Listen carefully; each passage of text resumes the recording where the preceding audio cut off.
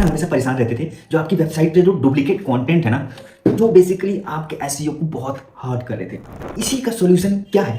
रैल canonical tag. ठीक है, ये बेसिकली क्या करता है? रेस्क्यू करता है आपकी वेबसाइट को, किससे? डुप्लीकेसी से। ठीक है, तो आखिर ये वर्क कैसे करता है? ये ना जीपीएस की तरह काम करता है कि सर्च इंजन को बताता है, ठीक है, कि कौन सा जो वर्जन है पेज का वो ज्यादा प्रायोरिटाइज है, ठीक है, मतलब ज्यादा इंपॉर्टेंट है।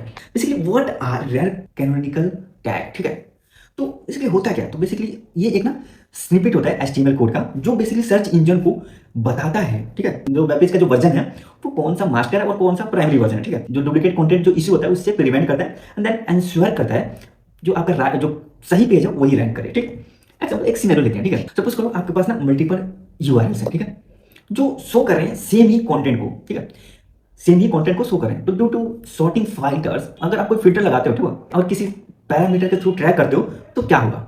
क्या होगा कि जो आपका जो पहला यूआरएल था, सपोज करो डोमेन स्लैश पेज, तो उसको एंड देन क्या कर देगा वो? Domain dot slash sorry page then question short equal to popular. ठीक है, ये सिंपल सा उसको टैग प्रोवाइड कर देगा। ठीक है, तो अब हम देखेंगे कि यार जो रेल कैनोनिकल टैग है वो इंपॉर्टेंट क्यों है, किस पर्पस के लिए यूज होता है, ये तो समझ आ गया। यार ये इतना क्यों इंपॉर्टेंट है कि हमें यार इसको समझने की जरूरत है। ओके, जो पहला जो फैक्टर है जो इसकी इंपॉर्टेंसी को बताता है वो है डुप्लीकेसी कंटेंट पेनल्टी से प्रिवेंट करता है, कि मतलब जो सर्च इंजन है ना पेनलाइज कर देता है साइट्स को, किसी लिए कि जो आपका डुप्लीकेट कंटेंट के कारण। ठीक है, तो कैनोनिकल टैग हेल्प करता है अवॉइड दिस टाइप ऑफ क्या कंफ्यूजन।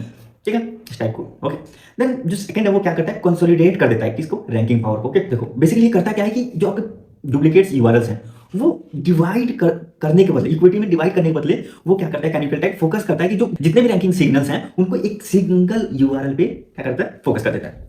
आई थिंक आपको एक बेसिक आइडिया लग गया है। ठीक है, देन इसके बाद जो थर्ड फैक्टर है वो क्या करता है? जो क्रॉल की एफिशिएंसी है उसको क्या करता है? इंप्रूव करता है। इसलिए क्या करता है? सर्च इंजन का जो टाइम होता है, जो रिसोर्स होता है, उसको सेव करता है bye focusing on the canonical version पे। मतलब यार सर्च इंजन बताते हैं यार आप बस इन्हीं चीजों को फोकस करो, इन्हीं चीजों को पर फोकस करो, जिससे आपका टाइम भी बचेगा, रिसोर्स भी बचेगा। ठीक है, एंड जो फोर्थ है वो है क्या करता है? यूजर का जो एक्सपीरियंस होता है उसको एनहेंस करता है। अब देखो वो ना बेसिकली क्या करता है? एंश्योर करता है कि जो जितने भी आपके यूजर्स हैं वो हमेशा कहाँ लैंड हो? आपके ना जो इंटेंट वर्जन है, जो इंटेंट वर्जन आपका कंटेंट का है वहां पे। ठीक है, तो अब इसको इंप्लीमेंट कैसे करना है अब वो हम देखेंगे, वो भी प्रैक्टिकली देखेंगे। नॉर्मल सी बात है, अभी हम प्रैक्टिकली सब कुछ करते हैं तो इसको भी प्रैक्टिकली करेंगे। ठीक है, तो अगर हम थोड़ा सा इसको ना पहले थ्योरेटिकली समझ लेते हैं कि कैसे करना होता है, देन इसको हम प्रैक्टिकली इंप्लीमेंट करेंगे।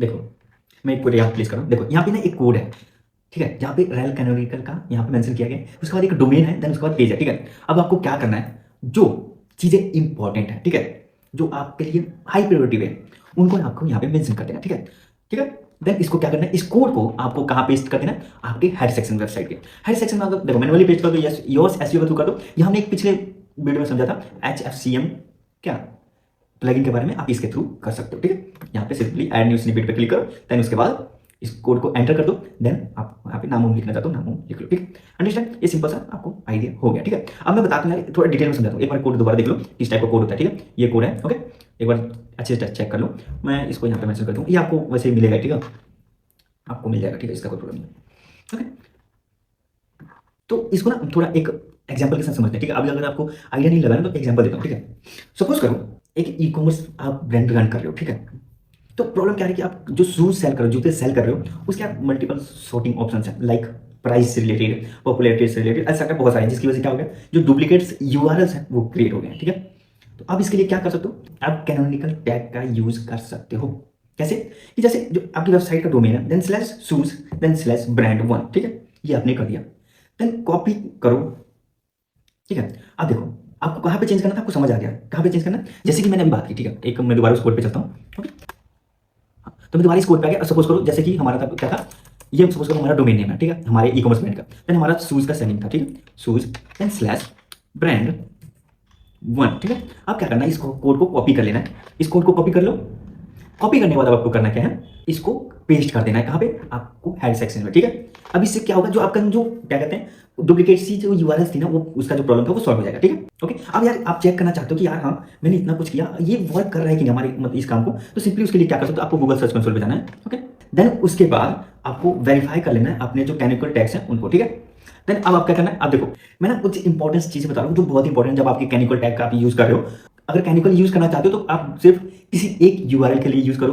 ओके, मतलब क्या करो कि never point multiple pages to each other as canonical. इससे क्या होता है ना कि जो सर्च इंजन है वो कंफ्यूज हो जाता है, ठीक है। देन उसके बाद जो सेकंड हमारा जो है वो है एब्सोल्यूट यूआरएल्स। आपको क्या करना है, ऐसे यूआरएल्स यूज करने जो एब्सोल्यूट हो, मतलब कि always use the full URL. जैसे कि हमने एग्जांपल दिया था डोमेन स्लैश पेज, ठीक है, instead of irrelevant path of just slash page, okay. And then जो आपको ना अवॉइड करने ऐसे कैनोनिकल नॉन इक्विवेलेंट पेजेस को यूज करने से, जो बेसिकली क्या करते हैं।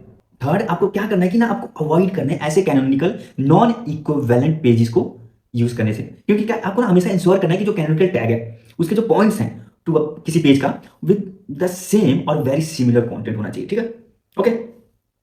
अगर आप सोचो कंबाइन कर रहे हो ना किसके साथ, नो इंडेक्स टैग के साथ, अगर जरूरत है तो, ठीक है, तो आपको कोई जरूरत नहीं है, आपको ना उन्हीं पेजेस को कंबाइन करना है नो इंडेक्स के साथ जिनको आप क्या करना चाहते हो, इंडेक्स नहीं कराना चाहते हो या रैंक नहीं कराना चाहते हो, ओके। जैसे कि combine rel equal to canonical equal within no index directive, ये एक तरह से क्या हो गया टेक्निकली भाषा में हो गया, ठीक है, जो फॉर्मेट होता है, ओके। तो इसको अभी वैसे तो जरूरत नहीं पड़ती है, ठीक है, डोंट वरी। अब देखो अब तक आपने ना इतना समझ लिया कि आपको रियल कैनोनिकल टैग से रिलेटेड कोई प्रॉब्लम नहीं आएगी, बहुत सिंपल होता है, कुछ नहीं करना यार।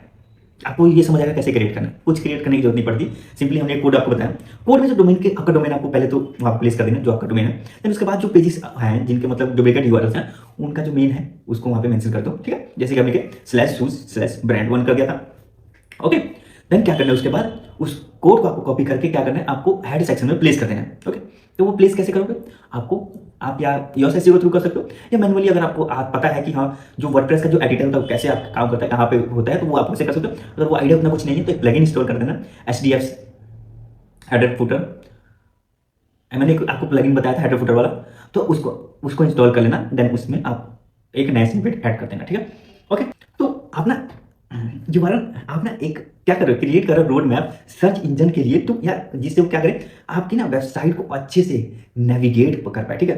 तो ना इस पार्ट को कभी क्या करना भूलना मत है, इसको ना अच्छे से इंप्लीमेंट करना सर्च इंजन के पास जाने से पहले, ठीक है, या जाने के बाद इंप्लीमेंट कर सकते हो। क्या करना है आपको, बस आपको इसको अपडेट कर देना, ओके डन। तो आई थिंक आपको अंडरस्टैंड हो गया होगा कि इस वीडियो में हमने क्या क्या किया, ठीक है। हमने एक कोड देखा, देन इसमें कैसे मॉडिफाई करना है, कैसे डुप्लीकेसी को हम सॉल्व कर सकते हैं, इस टाइप के कंटेंट को अंडरस्टैंड किया हमने इस वीडियो में, ठीक है। तो आज लेते हैं, मिलते हैं नेक्स्ट वीडियो में।